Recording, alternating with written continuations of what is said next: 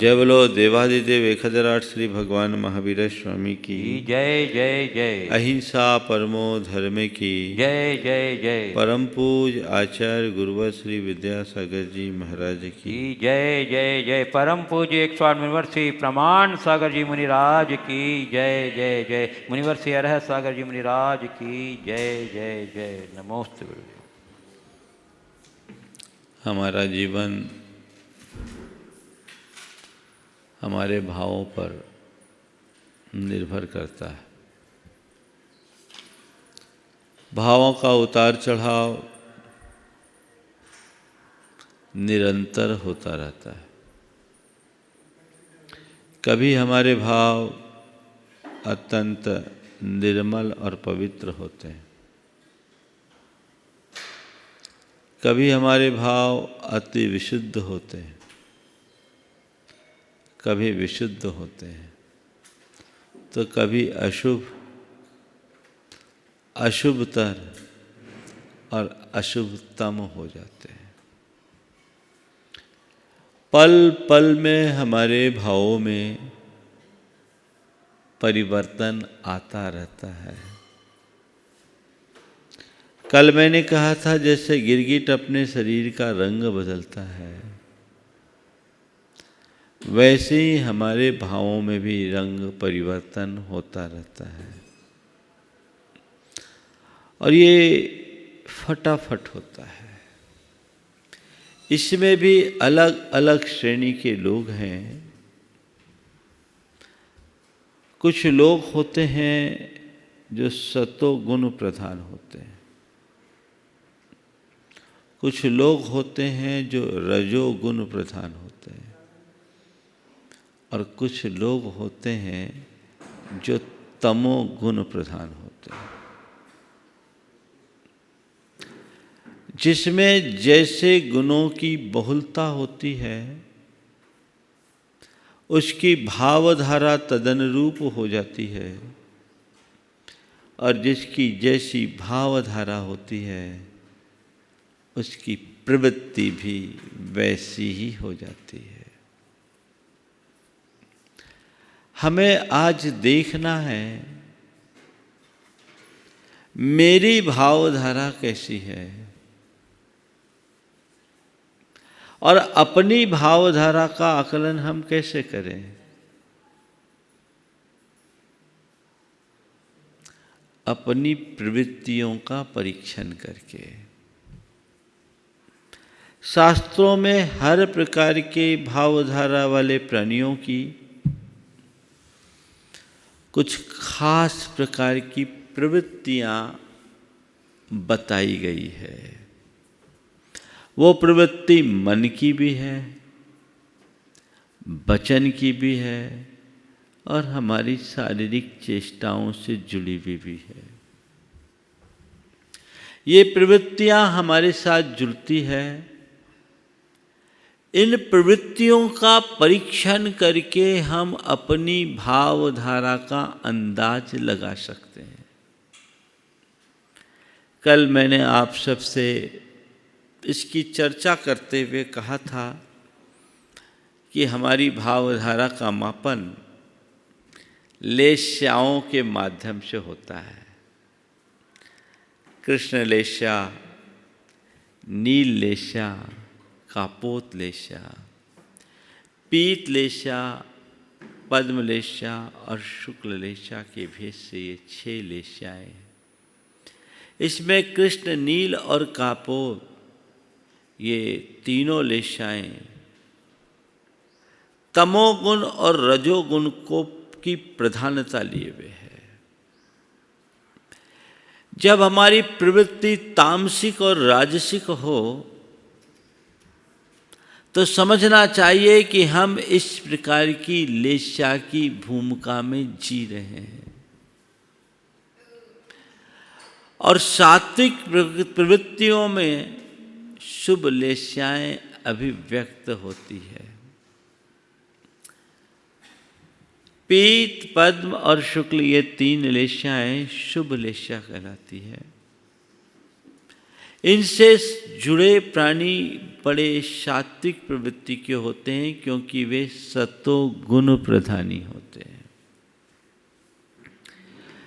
पहले हम देखें कि मेरा व्यक्तित्व कैसा है। यद्यपि 24 घंटे व्यक्ति एक ही रंग में नहीं रहता, हर पल उसका रंग बदलता है, पर बहुलता किसकी है?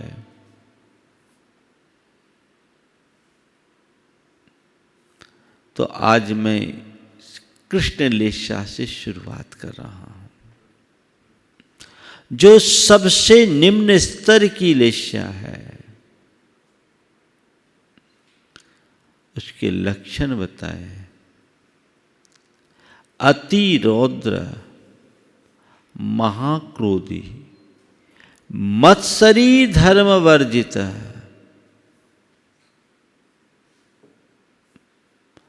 अति रौद्र, महाक्रोधी, मत्सरी, धर्म वर्जित, निर्दयी, वैर संयुक्त, कृष्ण लेशाधिको नरः। सबसे पहली बात, अति रौद्र। रुद्रता का मतलब है क्रूरता। अति क्रूर प्रवृत्ति। जिस क्षण हमारे मन में क्रूरता का भाव है, समझ लेना ये कृष्ण लेशा के परिणाम है, जो हमारे चेतना का सबसे विकृत रूप है, भावधारा का सबसे बिगड़ा हुआ रूप। अपने मन को देखिए, क्रूरता है। क्रूरता का अंदाज कैसे? मैं क्रूर हूं या नहीं, इसकी पहचान क्या? अगर मेरे मन में औरों की गलतियों को माफ कर देने की क्षमता है, तो समझना मैं क्रूर नहीं हूं। पर प्रतिशोध और बदले की भावना में आग लगती है, तो समझ लेना ये क्रूरता की अभिव्यक्ति है। कई लोग बड़े क्रूर स्वभावी होते हैं, छोटी छोटी बातों में भी बड़ा निर्दयतापूर्ण व्यवहार कर देते हैं। ये क्रूरता अच्छी नहीं। पिता नई गाड़ी लेकर आया, गाड़ी घर के बाहर पार्क थी। 5 साल का बेटा उस गाड़ी को देखा, बड़ा प्रसन्न हुआ। वो एक खप्पर से कुछ गाड़ी में लिख रहा था। पिता ने देखा, उसे गुस्सा आया। उसे लगा कि मेरा बेटा गाड़ी में खरोंच कर रहा है, और गाड़ी में खरोंच तो बाद में आई, उसकी छाती में खरोंच पहले आ गई। वो एकदम तेजी से भागा और एक पत्थर उठा करके उस बच्चे के उंगली में दे मारा। उसकी उंगली बुरी तरह फट गई, रक्त की धार बहने लगी। तब उसे होश आया कि मैं क्या कर दिया। बच्चे को उठाया, अस्पताल ले गया, उसके लिए 3 टाँके आए। बाद में आकर गाड़ी में देखा तो लिखा था, पापा आई लव यू। पापा आई लव यू। उसे घोर आत्मग्लानि हुई। उस एक क्षण को मेरा विवेक कहां चला गया। काश मैंने थोड़ा संभला होता। मैं अपने इकलौते बेटे को इतना चाहता हूं, पर इस कार्य के मोह में इतना उग्र हो गया कि उसके साथ इतनी क्रूरता और निर्दयतापूर्ण व्यवहार कर लिया। ये बाद में आया, बाद में आया। 4 शब्द हैं आज के संदर्भ में। उतार, चढ़ाव, ठहराव, भटकाव। हमारे भावों में ऐसा होता है।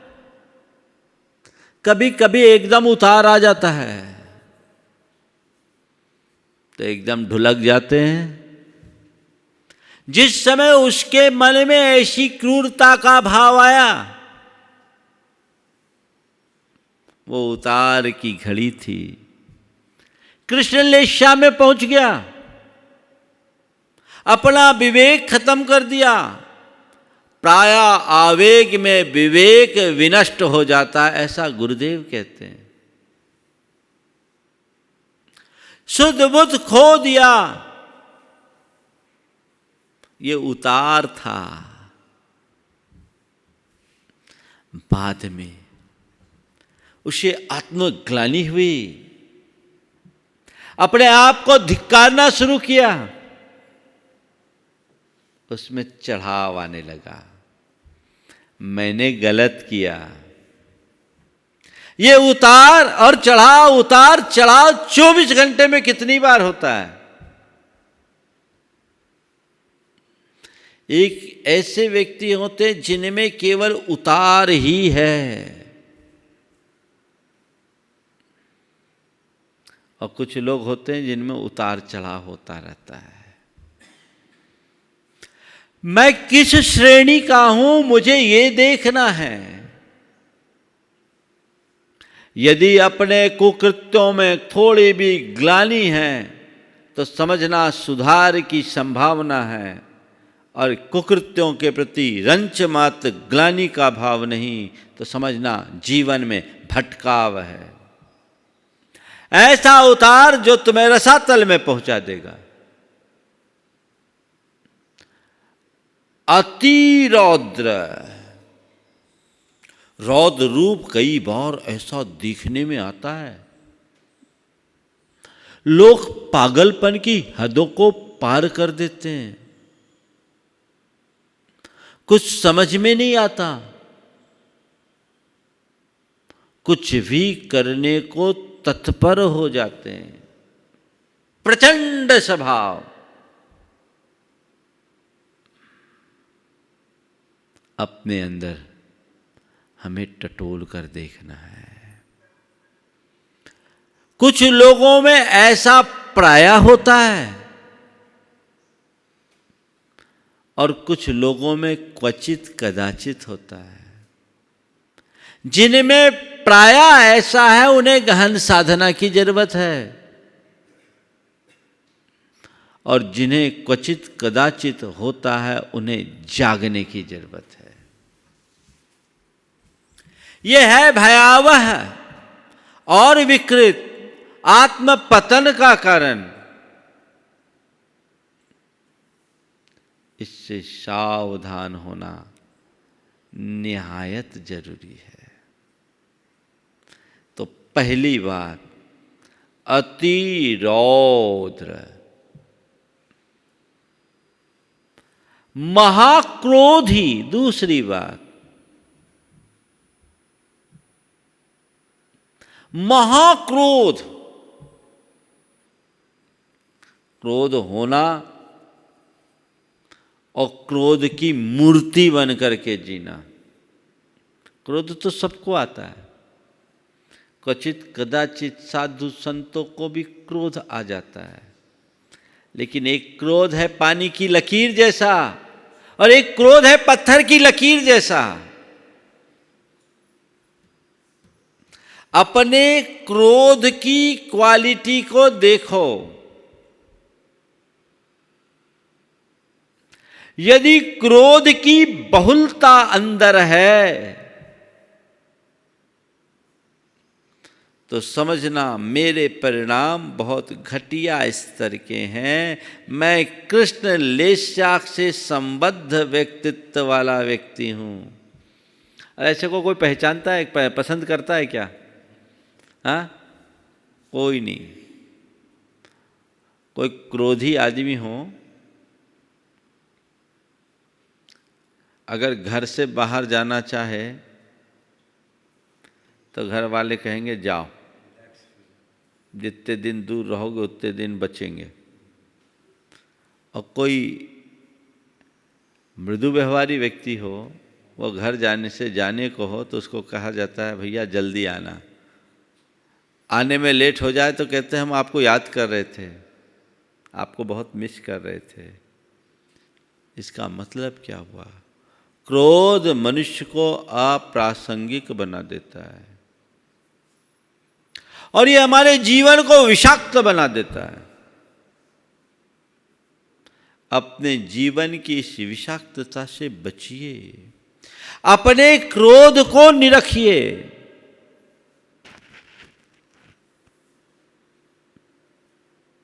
एक आदमी बड़ा गुस्सैल था, प्रायः क्रोध में रहता था।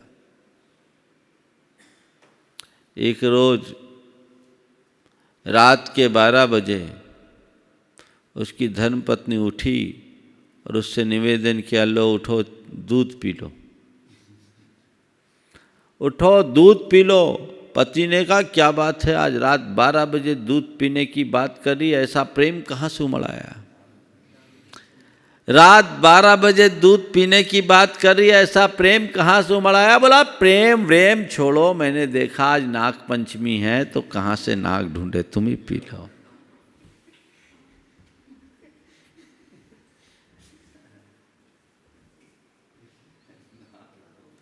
समझने की है बात। नाक का काटा तो फिर भी बच जाए, लेकिन क्रोध का दंश कई जन्मों तक भोगना पड़ता है।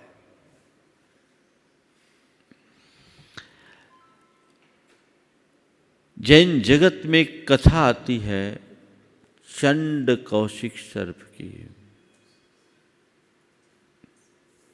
ये कौन था? अति क्रोध का क्या अंजाम होता है, ये उदाहरण समझने लायक है। वो एक आश्रम के अधिष्ठाता का पुत्र था। उसके आश्रम में अनेक लोग रहते थे और खूब सारे पेड़ पौधे लगे रहते थे। उस आश्रम में अगर कोई एक पत्ता भी तोड़ता तो उसका क्रोध 7वें आसमान पर पहुंच जाता। उसका व्यवहार बड़ा क्रूर और क्रोध से प्रेरित रहता। नतीजा, आश्रम में रहने वाले अन्य लोग उससे तंग आकर के चले गए। एक दिन एक युवक उसके आश्रम से फल तोड़ना चाह रहा था। वो उसके पीछे क्रोध से भर करके भागा, हाथ में कुल्हाड़ी थी और कोपाविष्ट अवस्था में कुल्हाड़ी लेकर उसका पीछा किया कि एक गड्ढे में गिर गया और उसी कुल्हाड़ी से उसके प्राण पखेरु निकल गए। क्रोध के आवेश में मरा तो मर करके सांप बना, और कैसा सांप? दृष्टि विष सांप। जिसकी देखने मात्र से सामने वाला मूर्छित होकर गिर पड़े, अचेत हो जाए, इतना जहरीला सांप। उसके उस विष के प्रताप से चारों तरफ 1 योजन के पेड़ सूख गए थे। आकाश में उड़ने वाले पक्षी भी फड़फड़ा कर गिर जाते थे। इतना भयानक वो सर्प था। चंड कौशिक नाम था उसका। ये क्रोध, इसलिए मैंने कहा सांप का डसा तो एक जीवन खोता है, पर क्रोध का दंश कई जन्मों में भोगना पड़ता है। भगवान महावीर के प्रताप से उसका उद्धार हुआ। पूरी कथा भी नहीं सुनाऊंगा, लेकिन ये चंड कौशिक एक आश्रम के अधिष्ठाता का पुत्र था और क्रोध के परिणाम स्वरूप अपनी दुर्गति कर लिया। आज भी कई लोगों के साथ ऐसी स्थिति होती है। जिस समय क्रोध का आवेग आता है, सारी शुद्ध बुद्ध खो बैठते हैं। क्या हरकत हो जाए कुछ कहा नहीं जाए। ये संक्लेश का कितना विकृत रूप है। ये गिराव है। आपको क्रोध नहीं आता ये तो मैं नहीं कहता। क्रोध आता है तो देखना केवल ये है कि मैं क्रोध के बहाव में बह जाता हूं या कहीं संभलता भी हूं। अगर बह गए तो कृष्ण लेशा पक्की है। वो उतार है और अपने किए क्रोध के प्रति पश्चाताप का भाव है तो समझना चढ़ाव है, और क्रोध के शमन का पुरुषार्थ है तो ठहराव है, अन्यथा भटकाव। मत्सरी, ये छोटी छोटी सी चीजें अपने अंदर देखते जाना। मैं तो सोच रहा हूँ आप लोग जितने लोग इस यहाँ माने सुन रहे हैं वे सब इनसे रहित हैं, और नहीं है तो आज से उसके लिए उद्यम करेंगे। उसके कुछ सूत्र भी आखिरी में दूंगा। तीसरे नंबर में मत्सरी। मत्सरी यानी ईर्ष्यालु प्रवृत्ति, जलन, कुढ़न और डाह से युक्त स्वभावी होना।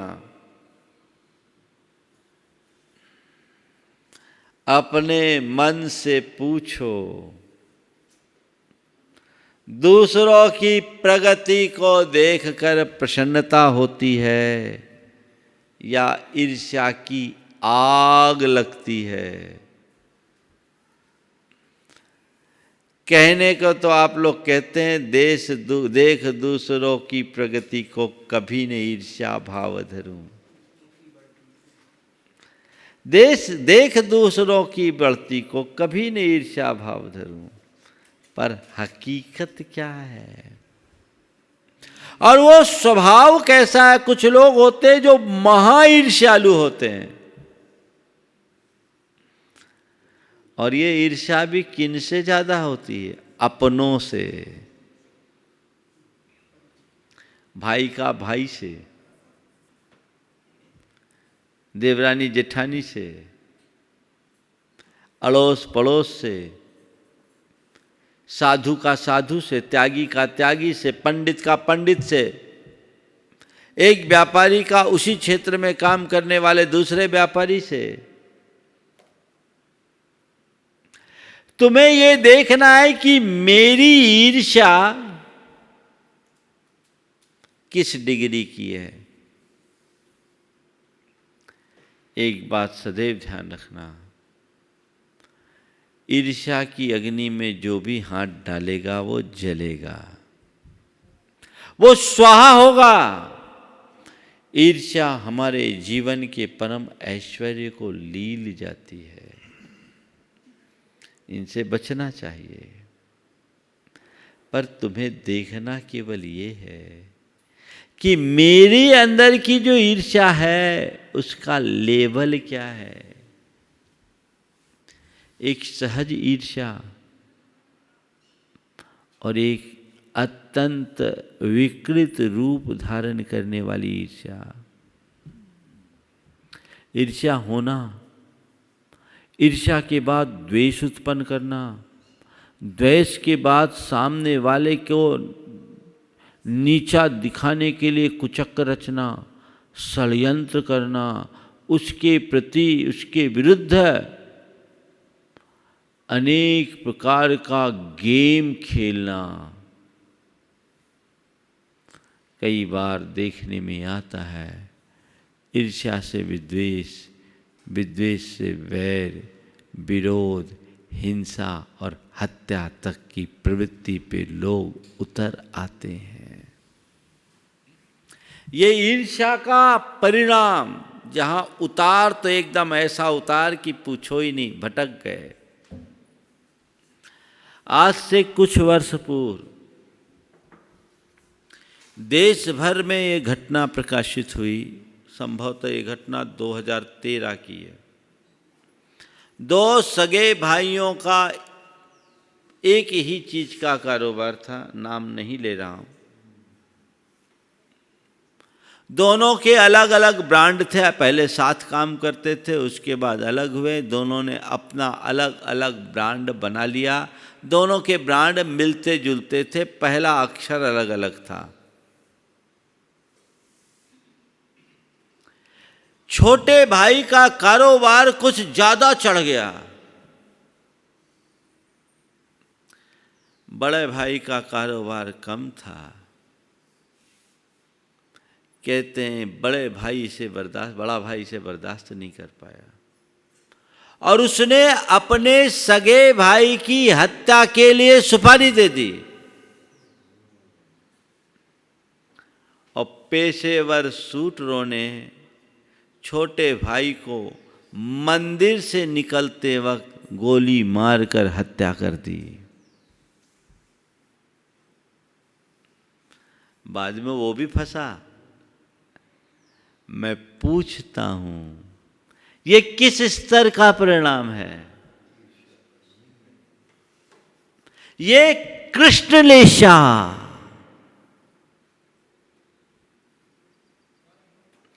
धर्म वर्जित। व्याख्या करूं तो एक एक पर एक एक घंटा निकल सकता है, पर मैं एक ही दिन में पूरी लेशा से निकाल लूंगा।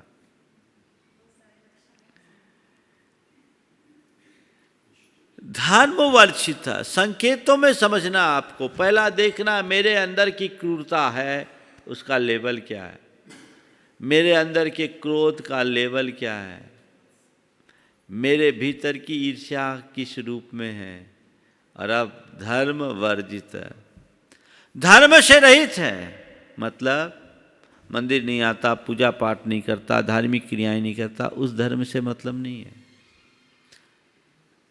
उसके हृदय में जो अंदर की करुणा रूप धर्म है, उसका अभाव है। उसके अंदर में कोई ईमान नहीं, कोई संवेदना नहीं, कोई भावना नहीं, नीति अनीति से कोई लेना देना नहीं। वो महज स्वार्थी प्रवृत्ति का व्यक्ति। तुम देखो तुम्हारे जीवन में कोई उसूल है या नहीं, कर्तव्य बोध है या नहीं, दायित्व बोध है या नहीं।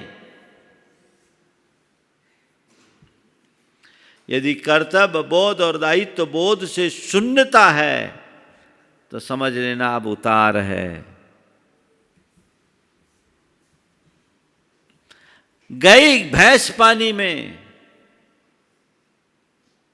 यहां बचना है, अपने आप को बचा करके चलना है। यहां अपने आप को संभालना है। धर्म को धारण करो, यदि किसी आवेग संवेग में आकर धर्म से विमुख भी हो जाए तो वापस अपनी निंदा ग्रह करके उसमें दृढ़ होने की कोशिश करो और जीवन को आगे बढ़ाओ। निर्दय, निर्दय, कोई दया का भाव नहीं होना।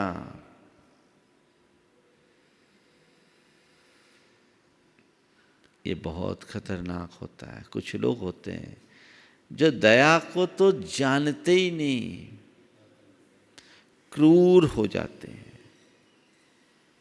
अपने को देखना निर्दयता। पर एक बात और कहूंगा, कुछ लोग ऐसे हैं जो किसी को मारते नहीं पर किसी को छोड़ते भी नहीं। मतलब प्रत्यक्ष रूप में हिंसा तो नहीं दिखती पर अप्रत्यक्ष रूप से वो न जाने किसका किसका घात कर देते हैं। तो ये निर्दयता की ही तो अभिव्यक्ति है। व्यापार व्यवसाय में मिलावट करने वाले लोग निर्दयी ही तो कहलाएंगे। औरों के प्राणों को जोखिम में डाल देने वाले लोग निर्दयी ही तो कहलाएंगे। किसी मरणासन व्यक्ति के लिए सहयोग के लिए हाथ न बढ़ाने वाले लोग निर्दयी ही तो कहलाएंगे।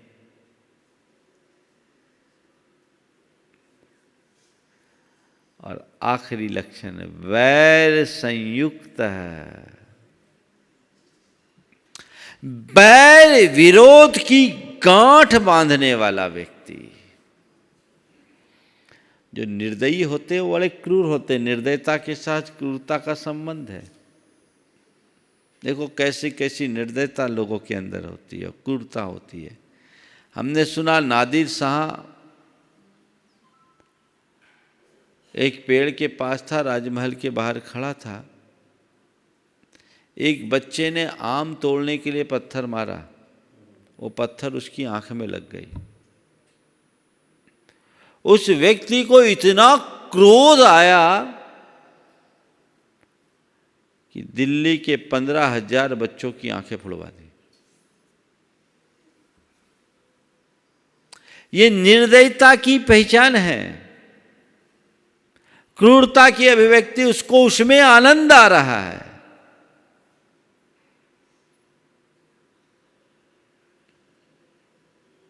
देखना चाहिए। चंगेज खां कर्नाटक में रत्नागिरी के वंश के इलाके से जा रहा था। अचानक उसे कुछ आवाज़ सुनाई पड़ी। पता लगा एक हाथी गड्ढे में गिर गया है, वो चीख रहा है। तो हाथी की चिघाड़ चीत्कार उसे संगीत सुनाई पड़ी। बोली आवाज़ कहाँ से आ रही, चलो देखे। तो देखा तो गड्ढे में गिरा। उसे बड़ा आनंद आया। उसने कहा हाथी गड्ढे में गिरता है तो जो आवाज़ करता है वो बहुत अच्छी है। 100 हाथियों को उसने गड्ढे में गिरवाया पहाड़ से लुढ़का कर, और हाथी चीखे चिघाड़े तो उसे आनंद की अनुभूति हो। ये कृष्ण लेशा का सबसे बीभत्स रूप है। अपने मन को देखना कि मेरे अंदर निर्दयता है तो अभी मेरी चेतना का स्तर बहुत निम्न है। आखिरी में बोल रहा था वैर संयुक्त है। अगर बैर विरोध की गांठ मन में बांधे हुए हो, किसी के प्रति भी वैर की गांठ है, तो कृष्ण लेशा है। कृष्ण लेशा वाला व्यक्ति किसी को समझाओ समझे, कितना भी समझाओ समझने को राजी नहीं होता। कभी राजी नहीं होगा। मैं एक स्थान पर था, वहाँ समाज के दो गुट थे, एक वर्तमान अध्यक्ष, एक निवर्तमान अध्यक्ष। हमारा प्रवास था वहाँ। मैंने सोचा कि ये लोग अगर एक हो जाए तो समाज का कितना उद्धार होगा। मैंने दोनों को अकेले में बिठाया और आधा घंटे से अधिक समझाया। दोनों के गजब परिणाम। अंत में दोनों ने कह दिया, महाराज आप हम लोगों को बाध्य मत करो, हम तो एक हो ही नहीं सकते। एक ने कहा इनको देखकर हमें आग लगती है, और दूसरे ने कहा इसका नाम सुनने से हमारा खून खौलता है। नहीं हो पाए, आज तक एक नहीं हो पाए। उसी समय मैं ये पढ़ रहा था तो लिखा था, पंचसंग्रह का स्वाध्याय चल रहा था, चंडो न मुयई वैरम न ए दिवसम धम्म दय विहीनो चंडो भंडनशीलो धम्म दय निदयो धम्म दय। चलो, तो चंड है भंडनशील, झगड़ा करने वाला,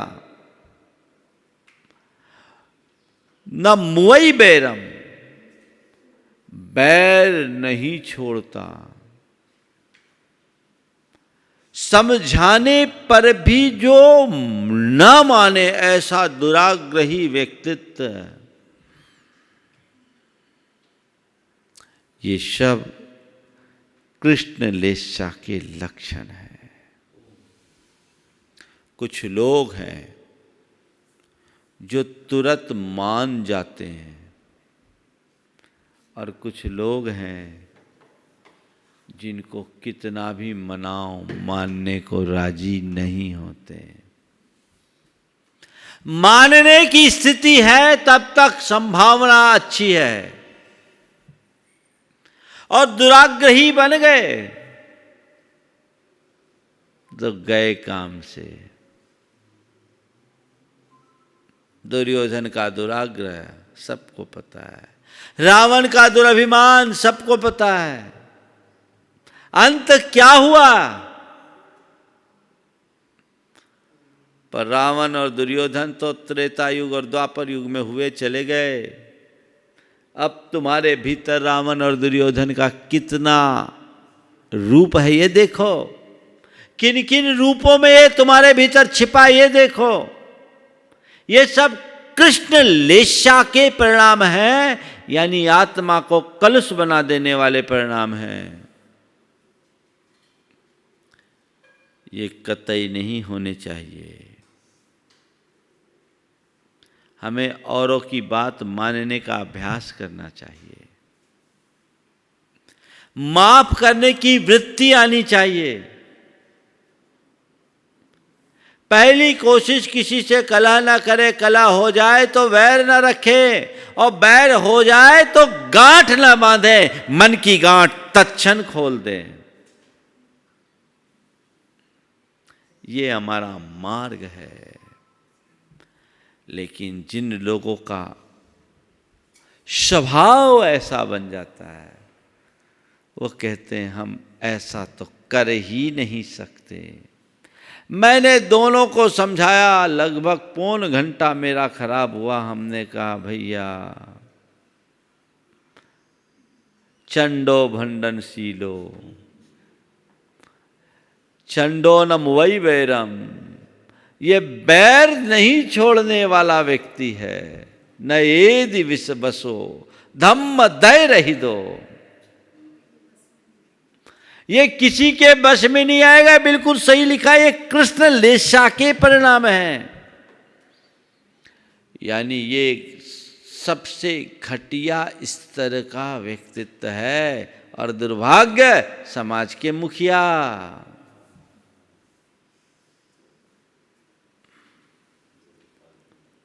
ये गांठ बन जाने से ऐसा होता है।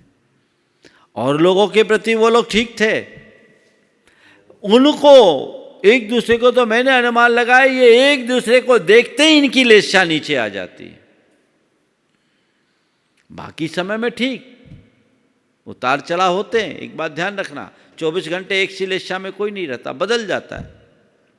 बाकी समय में बाकी ठीक, लेकिन एक दूसरे को देखे तो सांप नेवला बन जाए, ये कृष्ण लेशा। पतन बंधुओं, तो कभी अपने भावों में उतार ना आने दें। कदाचित उतार आए तो अपनी निंदा करा करके अपने चढ़ाव की तरफ ध्यान दें, फिर उसके बाद ठहराओ। भटकाव हो तो गुरु चरणों में जाओ, उनसे प्रायश्चित लो और वापस अपने आप को लगाओ। जैन पुराणों में एक कथा आती है जिसका प्रायः मैं मनन करता हूं, बहुत बड़ी प्रेरणा है। सम्राट श्रेणिक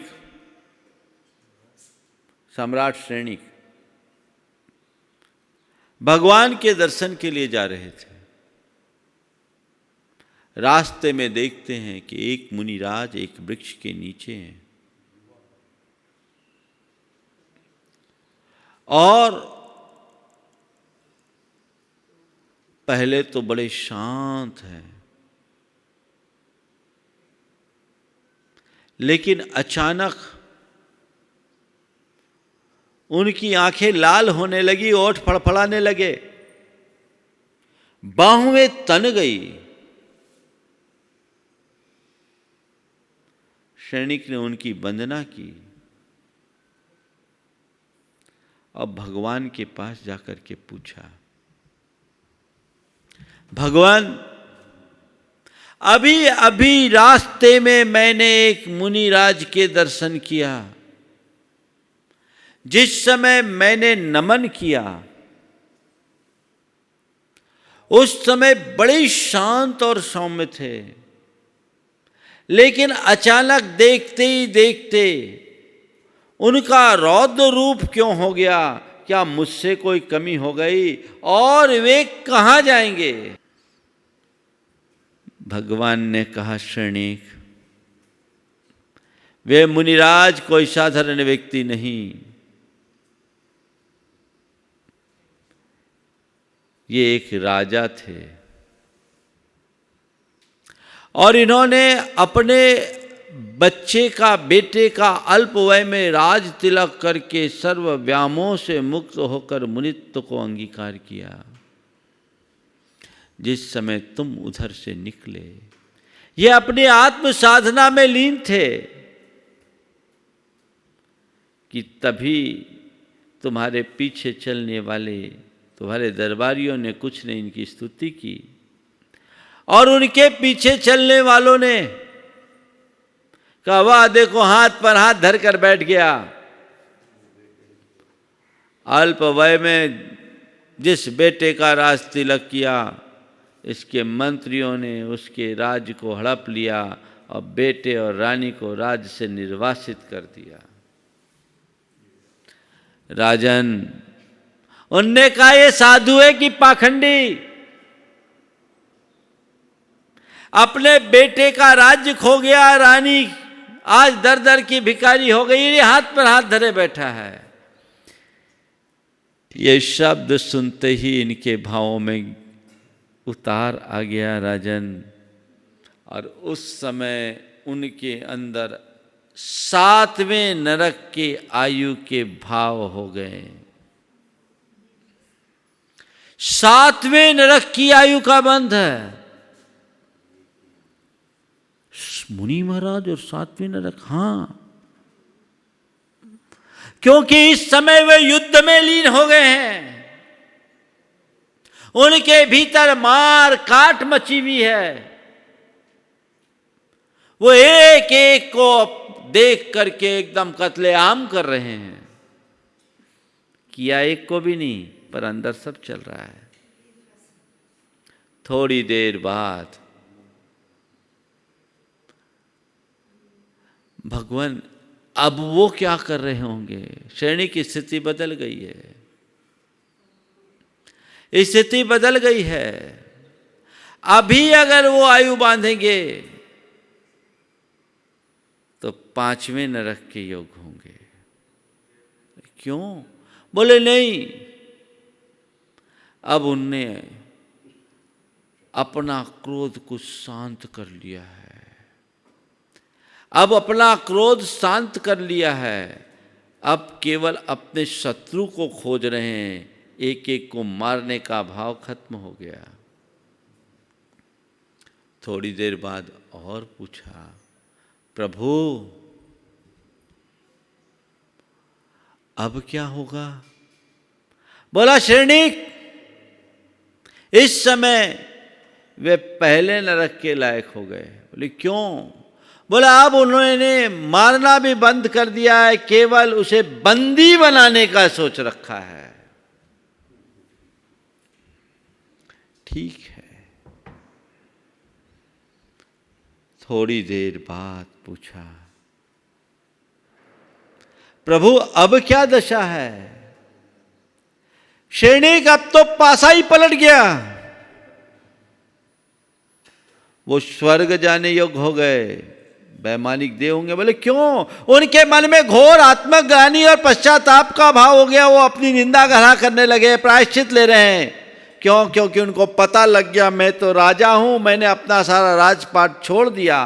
कौन राजा, कौन रानी, किसका बेटा, किसका राज, किसकी सत्ता, किसका साम्राज्य। वे धिक्कार रहे हैं अपने आप को कि मैं मुनि बनकर ये कुकृत्य क्या कर लिया। उस कुकृत्य के प्रति उनके मन में निंदा का भाव है, स्वर्ग जाएंगे।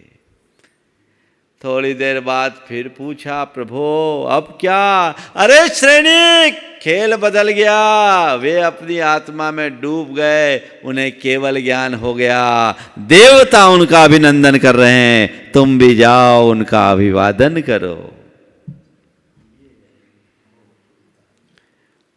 उतार चढ़ाव, फिर बाद में आया ठहराव। आत्मा में डूबे तो सीधे केवल ज्ञान हो गया,